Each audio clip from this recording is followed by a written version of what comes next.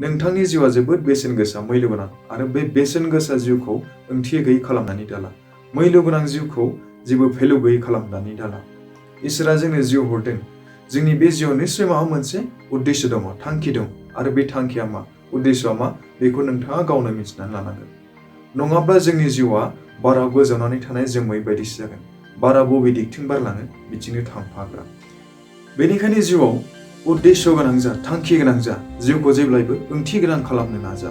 गिदिर थांखि ला, जेब्लायबो गिदिर सिमां नु आरो बे थांखिखौ सिमांखौ जाफुंहोनो थाखाय नों जेब्लायबो खस्थ' खालाम, सान हर जेब्लायबो नों नाजा। नाथाय मोनसे खोथा, सिमाङा बै नङानो जायखौ जों उन्दुलांनायाव नुयो। सिमाङा ओरैबायदिसो जानांगौनो जाय जोंखौ उन्दुलांनो होआ। आरो बे खोथाखौ बुंदों सासे गिदिर मानसिया, सासे साक्सेसफुल जानाय मानसिया, डक्टर APJ आब्दुल कालाम।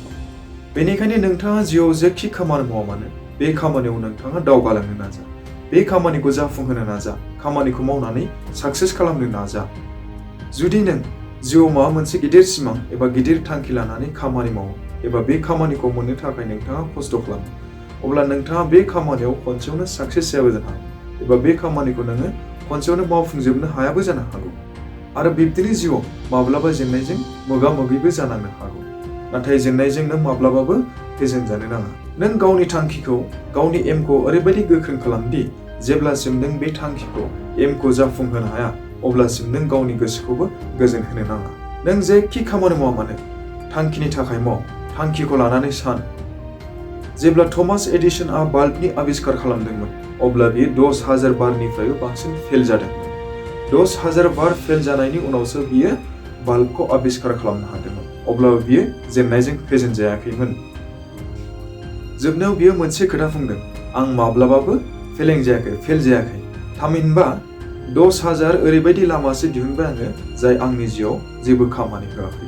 बेनिखायनो जों जिउआव जुदि माबा मोनसे खामानि मावनानै फेल जायो अब्ला जों जेननानै थानो नाङा।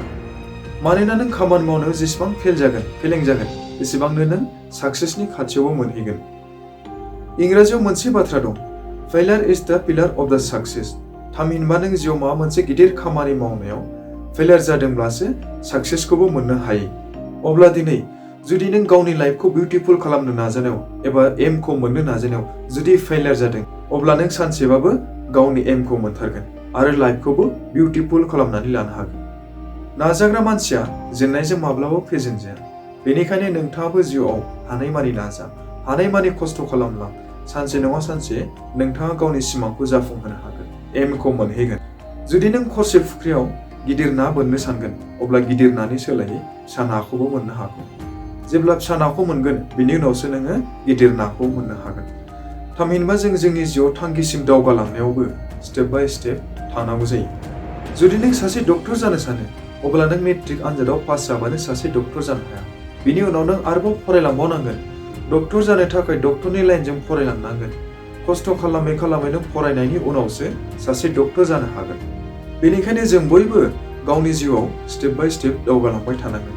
जिउखौ ओंथि गोनां खालामनो थाखाय खस्थ' मस्थ'नि गेजेरजोंबाबो खामानि मावलांबाय थानांगोन।